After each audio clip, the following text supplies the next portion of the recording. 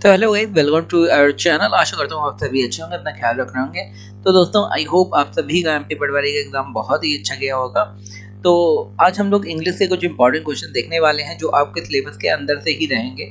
तो जिन दोस्तों ने अभी तक हमारा चैनल सब्सक्राइब नहीं करा, सब्सक्राइब कर लें, बेल आइकन को दबा दें। चलिए बिना किसी देरी के स्टार्ट करते हैं। सबसे पहला हमारा क्वेश्चन है, fill in the blank with the unique with the future perfect continuous tense. तो जैसा कि मैंने बताया, फ्यूचर परफेक्ट कॉन्टिन्यूअस टेंस की बात आई है तो इसमें क्या क्या लगता है, विल हैव या शैल हैव। परफेक्ट दिया है फ्यूचर का तो विल हैव शैल हैव लगेगा, और कॉन्टिन्यूअस है तो उसके साथ बीन और लग जाएगा। तो विल हैव बीन या शैल हैव बीन, और टाइमिंग और दी होती है। यहाँ क्वेश्चन क्या दिया है, बी ऐसे फॉर एन आवर नाउ। तो यहाँ पे वेट दिया है जो आपको फिल करना है।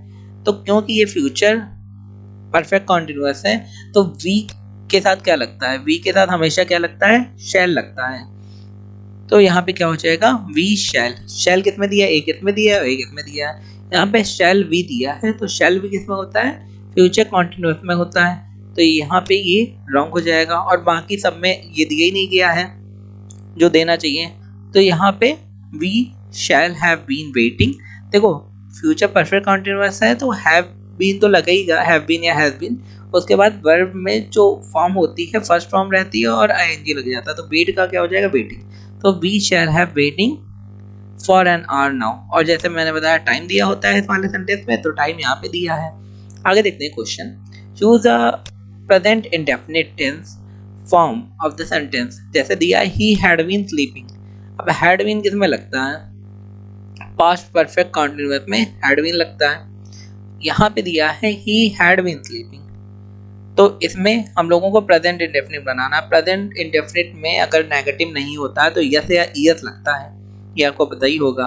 तो इसे चेंज करने के लिए हम लोगों को क्या करना है, यहाँ पे हैड लगा मतलब पास्ट परफेक्ट, यहाँ हैज लगा मतलब प्रेजेंट परफेक्ट, यहाँ पे हैज बीन लगता है मतलब प्रेजेंट परफेक्ट कॉन्टिन्यूअस। तो यहाँ पे प्रेजेंट इंडेफिनिट वाले ये तीनों नहीं है। प्रेजेंट इंडेफिनिट में लगता क्या है, यस या ईएस। तो यहाँ पे लिखा है ही स्लीप्स, वो सोता है, तो ये वाला करेक्ट हो जाएगा। यस या ईएस तब लगता है जब एक सिंगल पर्सन है, जैसे एक बंदा है राम, या हो गया कि कोई एक चीज हो गई, या फिर ही शी इट, इन सब के लिए यस या ईएस लगता है। अगर आई वी यू दे हैं या फिर बहुत सारे लोग हैं तब यस या ईएस भी नहीं लगता, तब हो जाता है जैसे बॉयज या गर्ल, गर्ल्स अगर बहुत है तो यहाँ पे यस या ईएस नहीं लगेगा। आगे देखते हैं क्वेश्चन दिया, identify the tense used in the underline phrase. He joined the cooking school late but only in a few months had mastered the recipes। उसने कुकिंग की जो क्लास है वो काफ़ी लेट ज्वाइन करी, लेकिन कुछ ही महीनों में वो बिल्कुल मास्टर हो गया अपनी फील्ड में। तो इसमें यहाँ पे हैड मास्टर्ड जो लिखा है, इसमें आपको बताना है कि कौन सा टेंस है। ये कोई टफ नहीं है, जैसा कि मैंने बताया आपको बेसिक अगर टेंस का पता होगा तो आप बता देंगे। हैड किस में लगता है, हैड लगता है पास्ट परफेक्ट टेंस में। तो यहाँ पे कौन सा हो जाएगा, past perfect tense. Past indefinite tense में क्या लगता है, डिड लगता है, तब जब नॉट नेगेटिव सेंटेंस होता है, नहीं तो वर्ब की सेकंड फॉर्म लगती है। प्रेजेंट परफेक्ट में हैज या हैव बीन लगता है, वर्ब की third form. Present indefinite tense में यस या ईएस लगता है, या डू या डस तब लगेगा जब नेगेटिव सेंटेंस होगा। By the time she was 15 she dash है अ ब्यूटीफुल सिंगर। जब वो 15 ईयर की थी तब वो एक बहुत अच्छी गायक थी। तो जब वो 15 ईयर की थी, शी ही के बाद क्या लगेगा, शैल बिकम या फिर बिकम, हैड बिकम या फिर हैज बिकमिंग। तो यहाँ पे आपको बिल्कुल सही जो है वो कौन सा लग रहा है। तो जब वो 15 की थी, उस टाइम जब वो 15 की थी, she had a beautiful singer, वो बहुत अच्छी गायिका थी।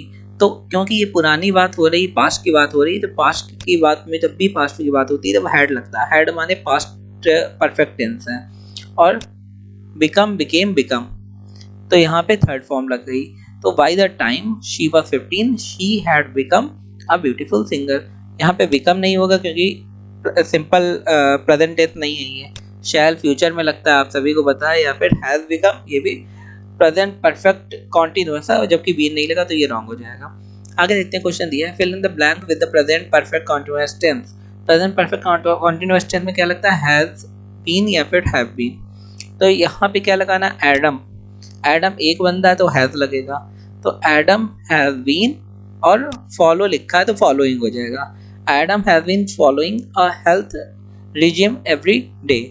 तो एडम डेली ही अपनी हेल्थ रिजिम को फॉलो करता है, तो यहाँ पे क्या हो जाएगा, हैज बीन फॉलोइंग, क्योंकि क्या दिया है, पहले दिया है प्रेजेंट परफेक्ट कॉन्टिन्यूंस। प्रेजेंट परफेक्ट कॉन्टिन्यूंस में हैज बीन या फिर हैव बीन लगता है, तो यहाँ पे सिंगल पर्सन है तो हैज लग जाएगा, तो हैज बीन, और फॉलो का आईएनजी लग जाएगा क्योंकि प्रेजेंट परफेक्ट कॉन्टिन्यूंस में आईएनजी लगता है। आगे देखते हैं question, neither she nor I dash at home. तो यहाँ पे दो लोग हैं लेकिन नीदर लगा है, तो इसमें बीच में क्या लगेगा ये पूछा गया है, क्या वर्ड लगेगा या वॉज लगेगा। आपको बताइए वर्ड बहुत सारे के लिए लगता है, वॉज सिंगल के लिए लगता है, हैज बीन या फिर बी। तो नीदर शी नॉर आई। अब लेकिन आप अगर देख रहे हैं यहाँ पे नीदर शी, ना कि वो, नॉर मैं, ना कि मैं, तो यहाँ पे एक आदमी के बारे में बताया गया है, ना तो वो ना तो मैं। वॉज एट होम, यहाँ पे वर नहीं लगेगा, क्या हो जाएगा वॉर। ऐसी किसी भी कंडीशन में आप वॉज लगा के आएंगे। आगे दिया है, my friends and I dash stuck there. मेरा फ्रेंड और मैं वहाँ पे फंसे हुए थे, तो my friends and I had been हो जाएगा, वॉज हो जाएगा, हैव बीन हो जाएगा, या हैव हैड बीन हो जाएगा। तो यहाँ पे क्या हो जाएगा आपको बताना है। देखिए यहाँ पे हैव हैड बीन नहीं हो सकता क्योंकि दो वर्ब यहाँ पे नहीं हो सकती, हैव और हैड एक साथ। तो और क्या हो सकता है इस कंडीशन में, हैड बीन दिया है, माई फ्रेंड एंड आई वॉज, यहाँ पे माई फ्रेंड्स एंड आई वॉज नहीं होगा, वर होगा। और हैव बीन ये भी नहीं हो सकता यहाँ पे हो जाएगा हैड बीन। यहाँ पे हैड बीन क्यों होगा, क्योंकि ये पास्ट की बात हो रही है, और हैज बीन तो प्रेजेंट के लिए होता है। तो my friend and I had been stuck there. मैं और मेरा फ्रेंड्स जो भी दोस्त हैं वहाँ पे फंसे हुए थे। आगे देखते हैं, चूज द करेक्ट सेंटेंस। यहाँ पे करेक्ट सेंटेंस निकालना है, तो Sam have gone to buy some groceries, या फिर Sam had going to buy some groceries, Sam be going, या फिर Sam is going to buy some groceries. तो अब एक एक करके सारे देख लेते हैं। Sam has gone, go went gone ठीक है, लेकिन सैम के साथ सैंग एक सिंगल पर्सन, तो यहाँ पे हैज लगना चाहिए, तो ये रॉन्ग हो गया। आगे यहाँ पे सैम हैड गोइंग, हैड के साथ पास्ट परफेक्ट टेंस है, तो गो वेंट गॉन, गॉन यहाँ पे होना चाहिए लेकिन आईएनजी लगा है, ये रॉन्ग हो गया। सैम बी, बी क्या होता है, बी के साथ कुछ तो लगना चाहिए, is am are was were कुछ नहीं लगा, तो ये रॉन्ग हो गया। लेकिन ये सही हो गया, Sam is going to buy some groceries, Sam कुछ ग्रोसरीज लेने, सामान लेने जा रहा है, तो ये वाला हमारा सही हो गया क्योंकि इज के साथ आईएनजी लगेगा। आगे देखते हैं question, which tense is used to express an action taking place in the future. कोई काम अगर फ्यूचर में हो तो कौन सा टेंस का हम लोग यूज करते हैं। तो अगर कोई काम फ्यूचर में हो रहा हो, मतलब अभी नहीं हो रहा, फ्यूचर में हो रहा है, तो उसके लिए फ्यूचर इंडेफिनिट टेंस का यूज करते हैं।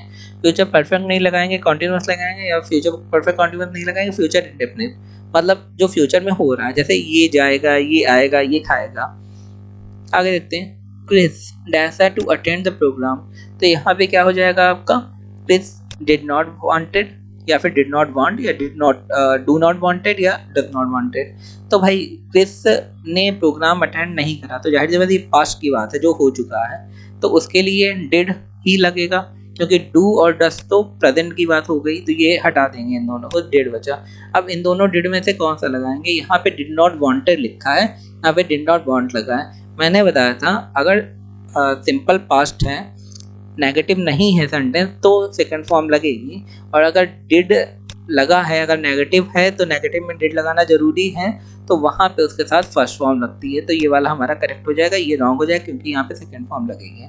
तो दोस्तों ये थे हमारे आज के क्वेश्चन। आई होप क्वेश्चन बहुत ही इंटरेस्टिंग थे, आपको काफ़ी इन्फॉर्मेशन मिली होगी, तो हमारे चैनल को लाइक शेयर सब्सक्राइब जरूर कर दें।